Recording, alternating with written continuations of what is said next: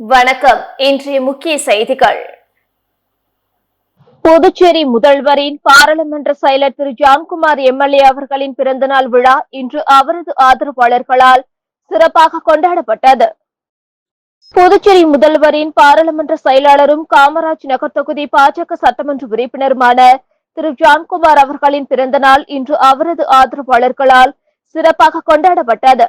பிறந்தநாள் விழாவை முன்னிட்டு கடந்த சில நாட்களாக நெல்லித்தோப்பு தொகுதி பாஜக தலைவர் விஜயராஜ் ஏற்பாட்டில் பல்வேறு இடங்களில் பிரியாணி அறுசுவை உணவு வழங்கப்பட்டு வந்தது. இந்நிலையில் இன்று அவரது ஏற்பாட்டில் சுமார் 3000 நபர்களுக்கு அறுசுவை பிரியாணி பொட்டலங்கள் வழங்கப்பட்டது. தொகுதி முழுவதும் பல்வேறு இடங்களில் இந்த பிரியாணி வழங்கும் நிகழ்வு நடைபெற்றது. நிகழ்ச்சியின் போது புதுவை முதல்வரின் பாராளுமன்ற செயலர் திரு ஜான்குமார் எம்எல்ஏ அவர்களின் தொண்டர்கள், ஆதரவாளர்கள் மற்றும் பாஜக நிர்வாகிகள் திரளாக உடனிருந்தனர். புதுச்சேரியில் முன்னாள் அமைச்சர் சாய் சரவணன்குமார் மீது வழக்கு பதிவு செய்ய புதுச்சேரி குற்றவியல் நீதிமன்றம் உத்தரவிட்டுள்ளது. அரசியல் வட்டாரத்தில் பரபரப்பை ஏற்படுத்தியுள்ளது. புதுச்சேரி ஆதி திராவிட நலத்துறை அமைச்சராக இருந்தவர் சாய் சரவணகுமார் கடந்த சில மாதங்களுக்கு முன்பு கிழக்கு கடற்கரை சாலையில் ஒரு நிலப்பிரச்சனையில் அவருக்கும் பாஜக பிரமுகர் உமாசங்கர் மற்றும் அவரது தங்கை பூர்ணிமாவுக்கும் இடையே மோதல் ஏற்பட்டது. இந்த பிரச்சனை குறித்து அமைச்சராக இருந்த சாய் சரவணன் கொடுத்த புகாரின் அடிப்படையில் உமாசங்கர் மற்றும் அவர் தங்கை பூர்ணிமா மீது லாஸ்பேட்டை காவல் நிலையத்தில் வழக்கு பதிவு செய்யப்பட்டது. ஆனால் எதிர்த்தரப்பு கொடுத்த புகாரின் மீது லாஸ்பேட்டை காவல் நிலையம் வழக்கு பதிவு செய்யவில்லை. இந்த நிலையில் கடந்த ஏப்ரல் 26ஆம் தேதி பாஜக பிரமுகர் உமாசங்கர் கொலை செய்யப்பட்டார். நில பிரச்சினை காரணமாகவே அவர் கூலிப்படை மூலம் கொலை செய்யப்பட்டதாக உமாசங்கரின் தந்தை காசிலிங்கம் புகார் கூறியிருந்தார். இந்த நிலையில் கடந்த வாரம் ஜூன் 27ஆம் தேதி அமைச்சர் பதவியிலிருந்து சாய் சரவணகுமார் ராஜினாமா செய்தார். இதற்கிடையில் உமாசங்கரின் தங்கையான பூர்ணிமா நில பிரச்சினையில் லாஸ்பேட்டை காவல் நிலையம் ஒரு தலைபட்சமாக நடவடிக்கை எடுத்ததாக கூறி புதுச்சேரி குற்றவியல் நீதிமன்றம் ஒன்றில் வழக்கு தொடர்ந்தார். இந்த வழக்கை இன்று விசாரணைக்கு எடுத்துக்கொண்ட நீதிபதி சேரலாதன், இந்த நீதிமன்றத்துக்கு கொடுக்கப்பட்ட ஆவணங்கள் அடிப்படையில் சாய் சரவணகுமார் மீது வழக்கு பதிவு செய்ய முகாந்திரம் உள்ளது. ஆனால் லாஸ்பேட்டை காவல் நிலையம் விசாரிக்க தவறிவிட்டது. அதனால் அவர் மீது வழக்கு பதிவு செய்து விசாரிக்க வேண்டுமென நீதிபதி உத்தரவிட்டுள்ளார். உள்ளாட்சித்துறை நகராட்சி உத்தரவின் பேரில் புதுவை முழுவதும் துப்புரவு பணியானது தீவிரப்படுத்தப்பட்டுள்ளது.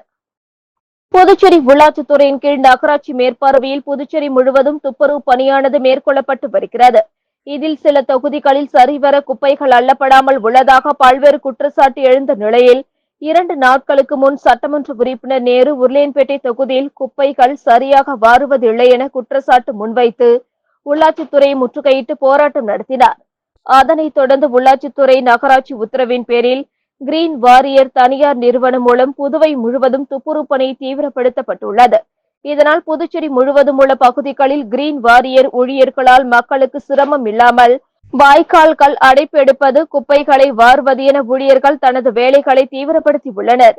மேலும் ஊழியர்கள் குறித்த நேரத்தில் வேலைக்கு வருகிறார்களா எனவும் தனியார் அமைப்பு மூலமாகவும் கண்காணிக்கப்பட்டு அவர்கள் பொதுமக்களின் சிரமத்தை போக்கும் வகையில் வேலைகள் செய்ய வேண்டும் எனவும் நகராட்சி அதிகாரிகள் ஊழியர்களுக்கு உத்தரவிட்டுள்ளனர். அதனைத் தொடர்ந்து புதுச்சேரி முழுவதும் குப்பைகள் மற்றும் வாய்க்கால்கள் தூர்வாரும் பணி தீவிரமாக மேற்கொள்ளப்பட்டு வருகிறது. காரைக்கால் பாமக மாவட்ட செயலாளர் கொலை வழக்கில் சம்பந்தப்பட்ட தவாக நிர்வாகி வெட்டி படுகொலை செய்யப்பட்ட சம்பவம் பரபரப்பை ஏற்படுத்தியுள்ளது. புதுச்சேரி மாநிலம் திருநள்ளாரை சேர்ந்தவர் மணிமாறன். வேல்முருகன் நடத்தும் தவாகவின் காரைக்கால் மாவட்ட பொறுப்பாளர். இவருக்கும் உறவினரான பாமக மாவட்ட செயலர் தேவமணிக்கும் இடப்பிரச்சனை இருந்தது. இதில் தேவமணி 2021 அக்டோபர் 22இல் வெட்டி கொல்லப்பட்டார். இவ்வழக்கில் முதல் குற்றவாளியான மணிமாறன் ஜாமீனில் வெளியே வந்துள்ளார். இவர் நேற்று மயிலாடுதுறை தனியார் திருமண மண்டபத்தில் நடந்த அக்கட்சி உறுப்பினர் சேர்க்கை முகாமில் பங்கேற்றுவிட்டு காரில் திருநள்ளாறு புறப்பட்டார். செம்பனார் கோவில், காளஹஸ்தி, நாதபுரம் தனியார் கல்லூரி அருகே சென்றபோது எதிரே 2 கார்களில் வந்த மர்ம கும்பல் காரை வழிமறித்து மணிமாறனை சரமாரியாக வெட்டி கொலை செய்து தப்பி ஓடியது. தேவமணி கொலைக்கு பழிக்கு பழியாக கொலை நடந்ததா என போலீசார் பல்வேறு கோணங்களில் விசாரணை மேற்கொண்டு வருகின்றனர். புதுச்சேரியில் 4 பெண்கள் உட்பட 6 பேர் சைபர் மோசடி கும்பலிடம் ரூபாய் 1.32 லட்சத்தை இழந்துள்ளது தொடர்பாக சைபர் கிரைம் போலீசார் விசாரணை மேற்கொண்டு வருகின்றனர். முத்திரையர் பாளையத்தை சேர்ந்த பெண்ணை தொடர்பு கொண்ட மர்ம நபர் குறைந்த வட்டியில் 3 லட்சம் வரை கடன் தருவதாக தெரிவித்துள்ளார். கடன் பெற செயலாக்க கட்டணம் செலுத்தும்படி கூறியுள்ளார். இதை நம்பி அந்த பெண் 35,500 ரூபாய் அனுப்பி ஏமாந்தார். இதேபோல் முதலியார்பேட்டையை சேர்ந்த நபர் 41,500 ரூபாய், அரியூரை சேர்ந்த பெண் 29,271, ரெட்டியார்பாளையத்தை சேர்ந்த பெண் 11,000, கதிர்காமத்தை சேர்ந்த நபர் 2,400, வில்லியனூரை சேர்ந்த பெண் 12,399 என 4 பெண்கள் உட்பட 6 பேர் சைபர் மோசடி கும்பலிடம் 1,32,070 ரூபாயை இழந்துள்ளனர். புகாரின் பேரில் புதுச்சேரி சைபர் கிரைம் போலீசார் வழக்கு பதிந்து விசாரித்து வருகின்றனர். திருபுவனை தொகுதிக்குட்பட்ட மாதகடிப்பட்டு பகுதியில் ரூபாய் 20 லட்சம் மதிப்பில் புதிய மின்மாற்றி அமைக்கும் பணிகளை தொகுதி சட்டமன்ற உறுப்பினர் அங்காளன் பூஜை செய்து தொடங்கி வைத்தார். புதுச்சேரி அரசு மின்துறை மூலம் திருபுவனை தொகுதிக்குட்பட்ட மாதகடிப்பட்டு மற்றும் அதனை சுற்றியுள்ள பகுதிகளில் மின் குறைபாடுகளை தீர்க்கும் வகையில் ரூபாய் 20 லட்சம் மதிப்பில் புதிய மின்மாற்றி அமைக்கும் பணியின் துவக்க விழா இன்று நடைபெற்றது. விழாவில் தொகுதி சட்டமன்ற உறுப்பினர் அங்காளன் கலந்து கொண்டு தலைமை தாங்கி பூஜை செய்து பணியினை தொடங்கி வைத்தார். மேலும் விரைந்து பணிகளை முடிக்குமாறு அதிகாரிகளிடம் அறிவுறுத்தினார். இந்த நிகழ்ச்சியில் மின்துறை அதிகாரிகள், சட்டமன்ற உறுப்பினரின் ஆதரவாளர்கள் உட்பட அப்பகுதி மக்கள் திரளாக கலந்து கொண்டனர். திருக்காஞ்சி கங்கை வராக நதீஸ்வரர் ஆலயத்தில் ஸ்ரீ வாராகி நவராத்திரியினுடைய மூல மந்திர யாகத்தில் திரளான பக்தர்கள் கலந்து கொண்டு சுவாமி தரிசனம் செய்தனர்.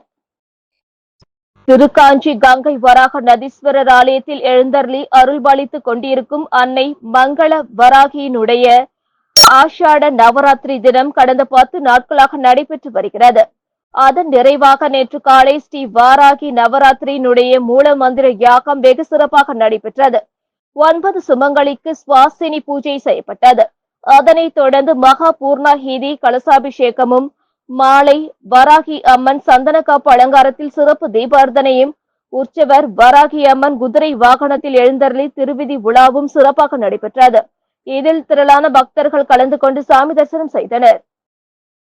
புதுச்சேரியின் ஏனாம் கடற்பகுதியில் முதல் முறையாக சிக்கிய ராட்சச தேக்கு சேப்பா மீன் 17,000 ரூபாய்க்கு ஏலம் போனது. புதுச்சேரியின் ஏனாம் பிராந்தியத்தில் பொன்ம மண்டப பீமராஜ் குழுவினர் கடலில் மீன்பிடித்துக் கொண்டிருந்தனர். அப்பொழுது தெலுங்கு மக்கள் அழைக்கக்கூடிய அரிய வகை ராட்சச தேக்கு சேப்பா மீன் வலையில் சிக்கியது. இதனை மீனவர்கள் கோவளங்காவில் பாலயோகி பாலம் வழியே கரைக்கு கொண்டு வந்தனர். திருக்கை மீன் வகையை போல் இருக்கும் இந்த தேக்கு சேப்பா முதல் முறையாக ஏனாமில் சிக்கி உள்ளதை பலரும் கூடி வியப்புடன் பார்த்தனர். 100 கிலோ எடையிலான இந்த மீன் 17,000 ரூபாய்க்கு ஏலம் போனது. புதுச்சேரியில் முதியவர் தற்கொலை செய்து கொண்ட வழக்கில் தனியார் நிதி நிறுவன ஊழியரை போலீசார் கைது செய்தனர். புதுச்சேரி திருக்கனூர் சோரப்பட்டு பகுதியை சேர்ந்த முதியவர் பெரியனசாமி வாங்கிய கடனுக்காக தனியார் பைனான்ஸ் நிறுவனம் தன்னை அவமதித்ததாக கடிதம் எழுதி வைத்துவிட்டு கடந்த மார்ச் மாதம் தற்கொலை செய்து கொண்டார்.